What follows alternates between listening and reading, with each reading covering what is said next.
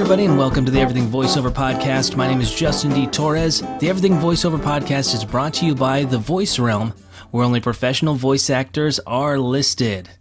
Today on the Everything Voiceover Podcast, we're going to be talking about finding your true voice.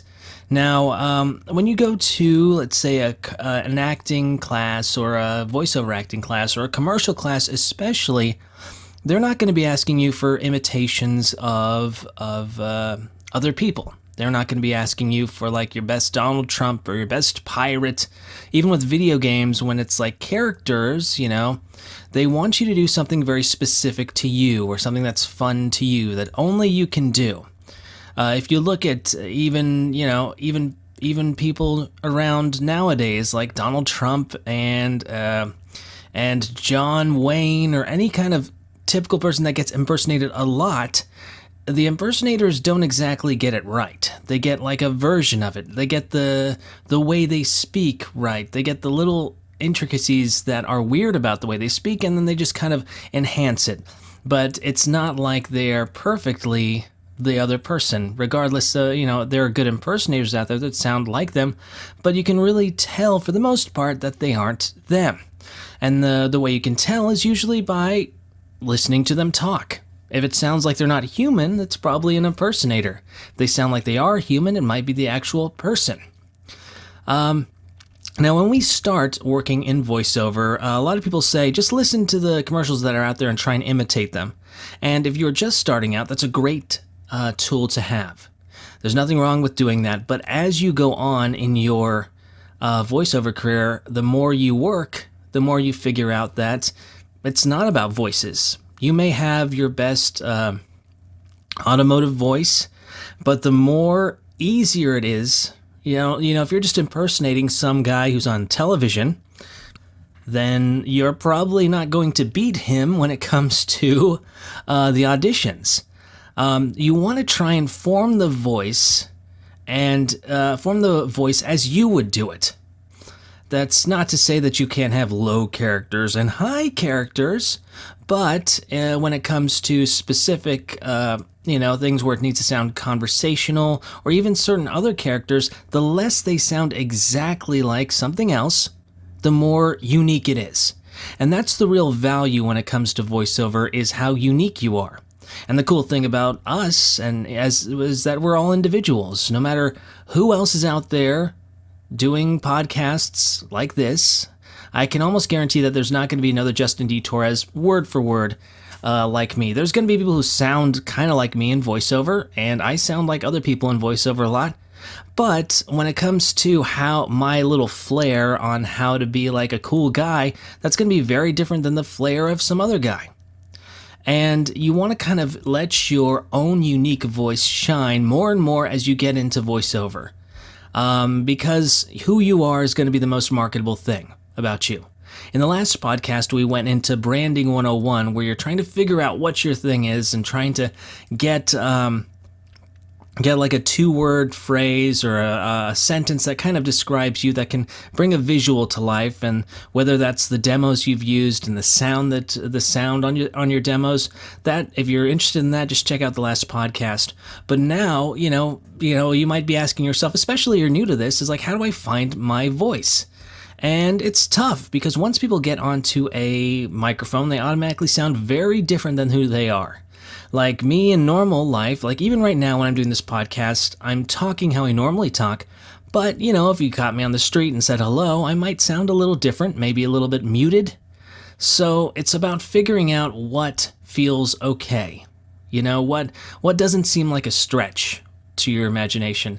Because, how I talk in everyday life is one way, but how I would talk if I was fishing, is different. Like, if you see a truck commercial, I may not have a truck, but I might be driving, let's say, something that also is like maybe instead of like a big old GMC truck, I might be just in my cool little, my cool pickup truck. This is my truck.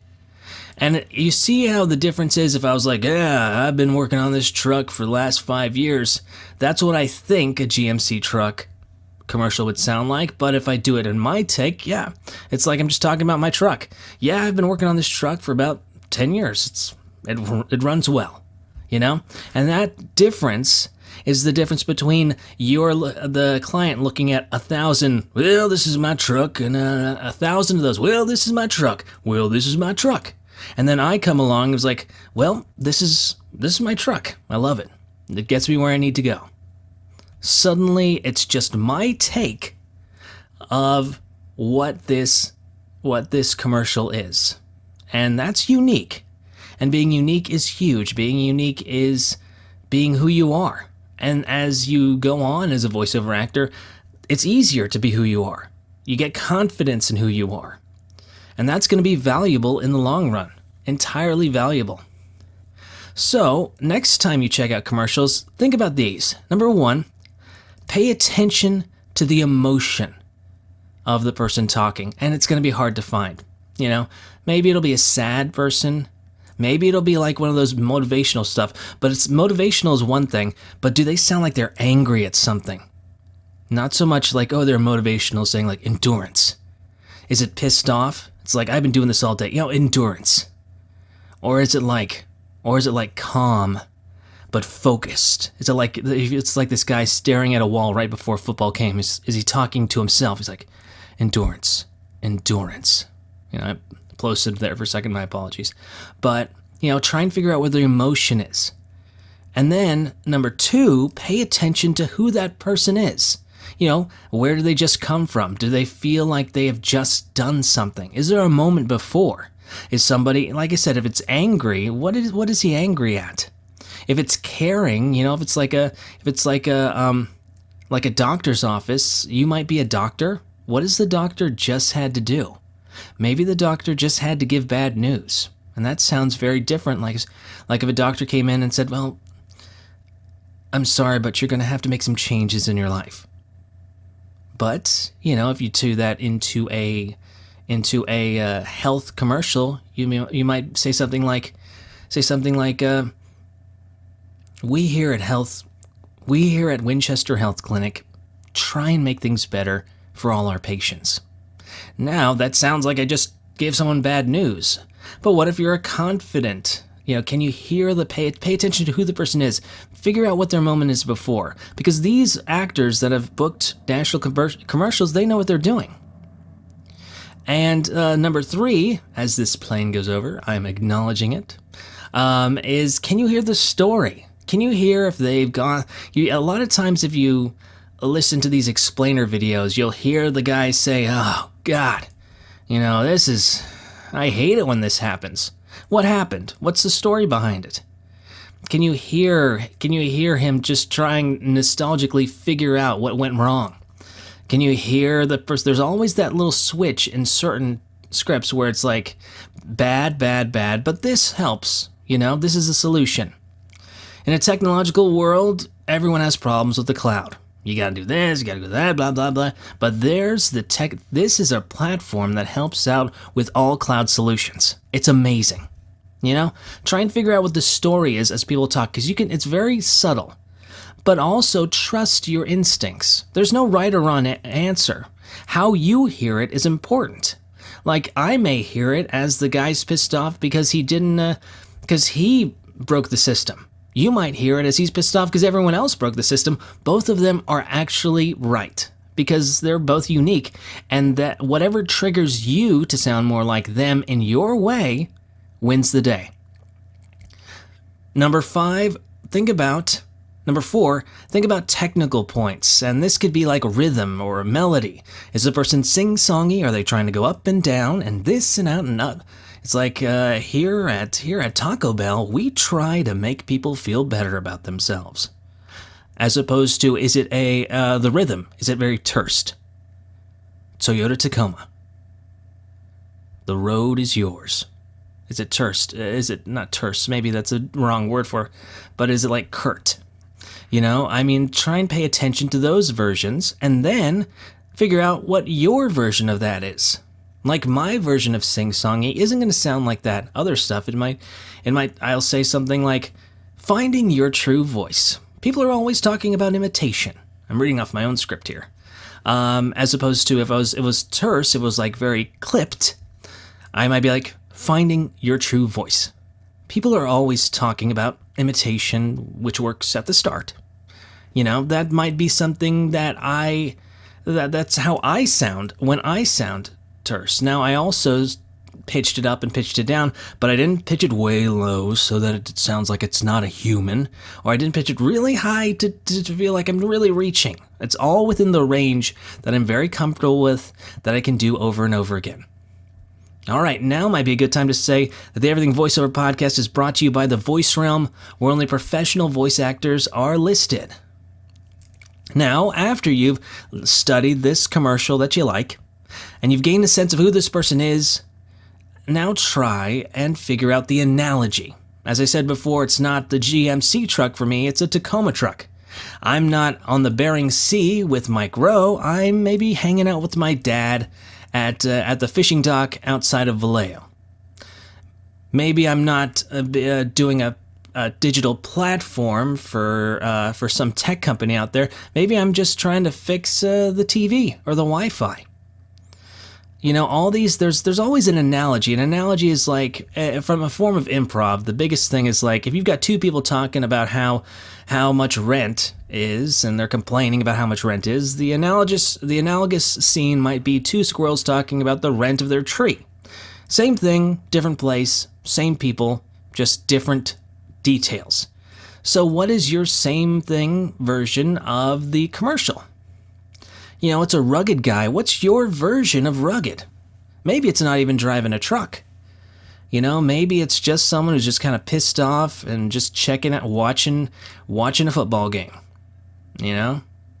My pissed off guy, it's like, what pisses you off? That's another thing. It's like, there's something that in your life that pisses you off, use it. What's the story? Let's say if you're a doctor trying to care people, how do you care for people? Have you ever tried to take care of a friend? Have you ever tried to take care of a kid or a parent who's stressed? How do you take care of people?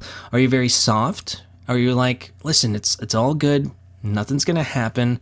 You're just stressing out. Okay, just take a deep breath. Everything's going to be fine. Or are you a little bit strenuous? Like, listen, it's all going to be fine, okay? Just take a deep breath. Just relax. How do you take care of people? If you're taking care of a kid, it's going to sound different than you're taking care of an adult. Like, hey, Jerry, listen, your mom's going to be home really soon, so if we can just relax for a second, I'm going to put on a nice that sing-song Disney thing. We'll go ahead and take care of that.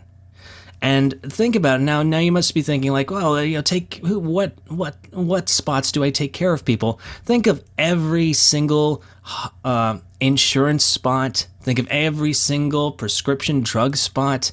Think of every single fundraiser spot. You're all trying to take care of someone, or trying to be confident for someone, trying to, be respectful, And what's your version, as I said before, what's your version of sing-songy? What's your version of curt? How would you be if you had to talk in a certain way? If you had to really explain to someone that you're a little bit pissed off, but you have to be a little bit terse. I keep on saying terse, and I don't know if it's the right word. But yeah. Now here is some exercises that everyone can use, and I really expressly hope that people use these, because you've already listened to about 15 minutes of me talking. Now I'm going to give you some stuff you can actually use. Here's some exercises. Find moments in your day that evoke emotion. Now, whether it's calls on the phone, how do you talk to someone on the phone? How do you talk to people who are neighbors? What makes you happy? Is it going out and checking out a movie? How do you sound? It's like, hey, you want to go to Black Panther? That's a very different. What if you're excited about a food place? Oh, I can't wait to go to Becco. It's amazing. With me, it's improv gives me emotion. So if I really like something, I'm gonna be like, yeah, hell yeah, let's go. And that's totally within my wheelhouse, because that's how I evoke emotion. Now, what about pissed off? There's, just to tell people about my life a little bit, but there's a buzzer on my front apartment, and there's two doors, and the buzzer was off for 2 weeks, so everyone, the buzzer was off, so everyone would buzz us, so it worked for us, but we could not buzz them in. So we had to walk outside, open both doors, and let people in, and they just kept buzzing. And I was like, why are we living like this? You want to be like, what is the deal? Why can't we just have a buzzer that works? I mean, this is ridiculous. Now that sound that I'm invoking right now with that can be easily put into technology's hard. Traffic can be much better than it is now. Lucky for us, we've got this application. And it helped immensely. They finally came and fixed the buzzer. Now I can relax a little bit and finally enjoy my life. I mean, if you're doing a specific moment in your life that really evokes, that has a lot of juice to it, that you can really take advantage of it, that's what's going to be the key to get you to the right sense. Now, here's the other thing. Find stories in your life that you can access. There's sad stories. I'd probably talk about my grandfather or my grandmother, and those are going to be sad stories. And there's going to be happy stories about talking about how, the first team I was on, I didn't even think I could do it. These were people that were so good at what they do. And then there's like nostalgic stories. Like I remember when my dad took me to Terminator 2 back in, 94. And we went to my dad came downstairs and he came up to me and says, hey, you want to go see Terminator? And I was like, I had no idea what Terminator was. But when I went there, it was the coolest thing we went 3 times. And this was a rated R movie. So doesn't it sound like it's nostalgic a little bit when I'm talking like that? So, this nostalgic stories, sad stories, angry stories, pissed off stories. The more you have access to those particular parts of your emotion and your history and the stuff that's uniquely you can access that before you go into a voiceover. So let's say the script was finding your voice. People are always talking about imitation, which works at the start, but in the end, you have to let go of imitation. So let's say it was a sad thing. So I'm going to think about my grandfather. And the last thing I remember my grandfather saying was he had just got his leg, half of his leg cut off because he was in a bad shape. And he said before he left, he was like, I'm going to be okay, champ. And he gave me a good old thumbs up. So I would say something like, before I start the script, I'd be like,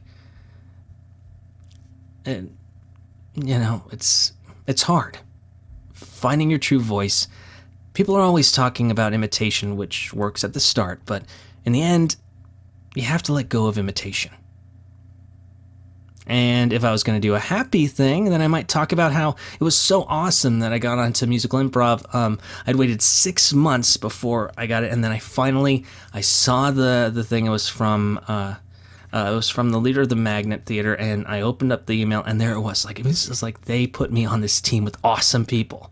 And that's amazing. So I might say before the slate, I would say, fighting, hey, it's just Torres.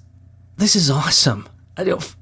Finding your true voice. People are always talking about imitation, which works at the start, but in the end, you have to let go of imitation.